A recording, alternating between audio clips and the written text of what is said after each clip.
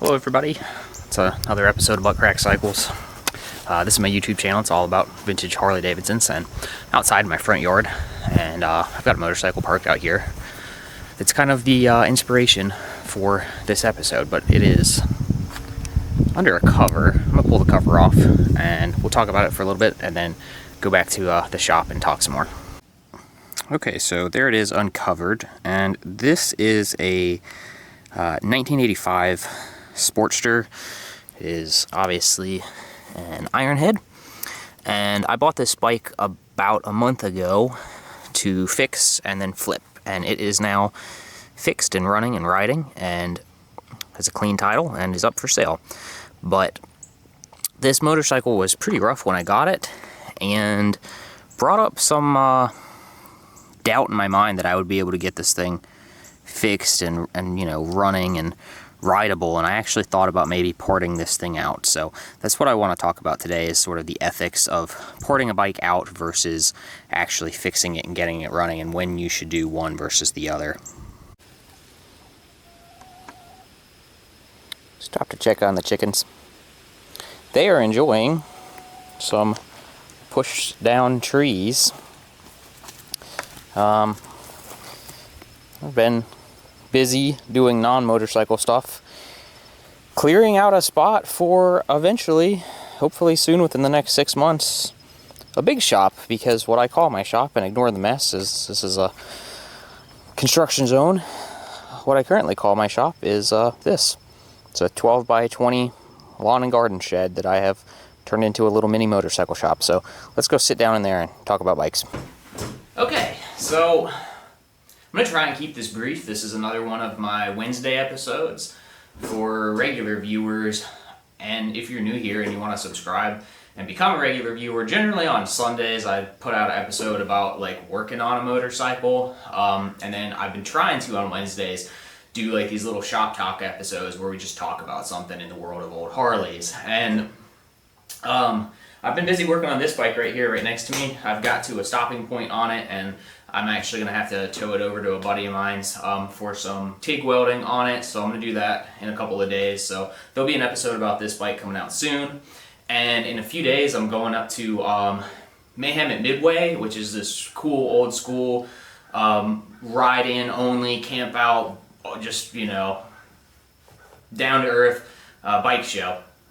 So yeah, y'all get to see that here very soon. But today I wanted to talk about just sort of like the ethics of parting out a bike. That bike that we were just looking at outside in my front yard. Quick recap on that. If you want to watch some about it there, I think I made a playlist for that bike. I don't know. Go on my channel page. There's only 2 other episodes about it. But it's an 85 Ironhead Sportster, last year the Ironhead. I bought it about a month ago for $1,300. It had a title, it didn't run, it'd been sitting forever. It was really disgusting and gross, and it had an oil leak from the rear cylinder between the cylinder head and the jug. I brought the bike home and got working on it, and I talked about this in my first video going to get the bike before I really started working on it. I was kind of like, you know, am I gonna fix this? Am I gonna part it out? And I had a lot of people be like, no, it'd be a travesty to part that bike out. And for the most part, I would agree with them, but this is just kind of where I want to talk about that and expand on that concept of when should you part something out and when should you keep something and fix it and try and sell it whole. I've actually had some people tell me that I should part this bike out and that they would part this bike out. But I want to finish it as a complete project for several reasons. A lot of those just being like learning experiences. I'm sort of building a chopper out of this bike, so I want to just try and like learn new skills and push myself forward in my craft and what I know. So let's jump into the meat and potatoes of the philosophy of this episode. So I'm going to try and just kind of bullet point this out so it's a little more succinct. Number 1, if a bike is complete, has a clean, clear title, and the numbers match, I think you should probably try and save it. Take this on a case-by-case basis. That 85 Ironhead, if I had gotten too far into the troubleshooting on it and realized that I was going to have to rebuild the whole engine or something crazy like that, I would have just parted that bike out. The investment versus the return on that bike isn't there as something I'm trying to make a profit on. But if it has a title, it's numbers matching, and it's a complete bike or a mostly complete bike, spend some time troubleshooting it, maybe put some parts on it if it's cheap parts. Do what I do. If you have multiple bikes that share parts, rob some parts off of another bike as part of your troubleshooting. I realize it's a little inefficient, but if you've got multiple bikes taken apart all at the same time, sometimes it's actually pretty fast. Number 2 would be a bike sort of like my shovel head. Maybe it has a title, or it's a special construction title, or whatever, but it's a big project. Like, you didn't get it at a steal price. You paid sort of like a decent price for it, or a fair price for it. And you know you're going to have to sink a bunch of time and money into it. Again, case by case basis here. I think some of these probably are going to end up parted out more often than not. Especially if you're going to sink more than the value of the bike is into it, coming from a business perspective. Now, if you're doing this solely as a hobby, screw it. Buy the bike for the fair price, sink more money into it than it's worth, and go ride the thing and just enjoy it. Category 3 of bikes, I would say, are bikes with no titles. If you know a guy who can get you a title and it's a desirable bike, by all means, save it, keep it complete, or complete it, finish it, get a title for it if you can, and then sell it that way. If you can't title it, for me, anything without a title is automatically a parts bike or a part out bike. I have known some people with title services. I've known people who've gotten completely robbed by title services. One of my buddies right now is out a couple $100 on a title service. They just took his money and ran. I know some states will let you buy and sell stuff just on a bill of sale, but most states won't. Here in South Carolina, you gotta have a title. And for me, anything without a title is it's pretty much just a parts bike to me, or a part out bike. I wouldn't even, for the most part, I'm not gonna buy a bike without a title, just because sort of my bread and butter is buying stuff, fixing it, and selling it complete. And then category 4 is bikes that are already in pieces. If it's already in pieces with the title, you might be able to put it back together. You're gonna have a ton of time into it. Again, if this is something you're keeping for yourself, go for it.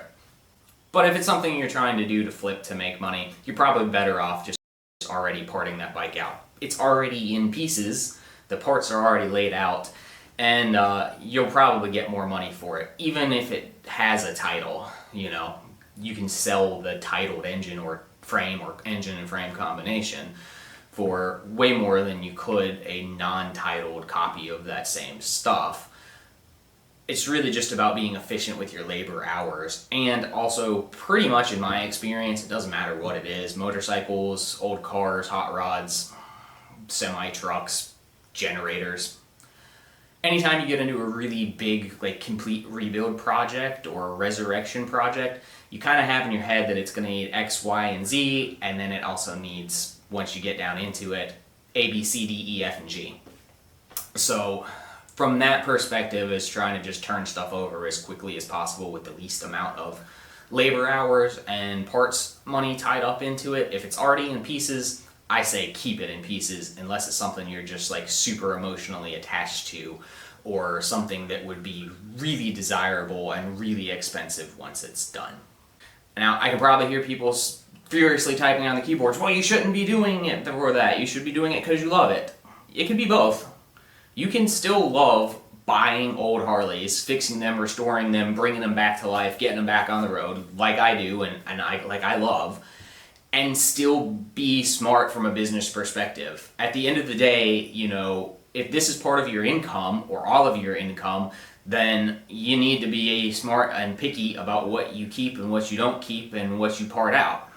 Okay, that's really it for this episode. I just kind of wanted to get out here and talk for a few minutes and update y'all on how everything's going here, and just say hey to everybody, and make another video just about something that a lot of people have commented about, and something that I've just kind of been thinking about. That whole ethics of when should you part out a bike or not has kind of been running through my head a little bit this week.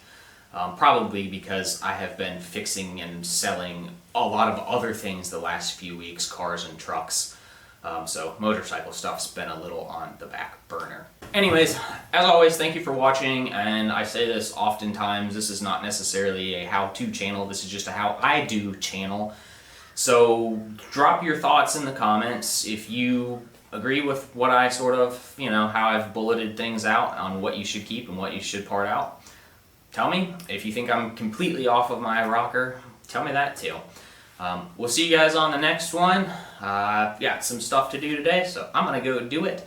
And if this little drizzle doesn't get any worse, I think I'm going to go ride a bike today.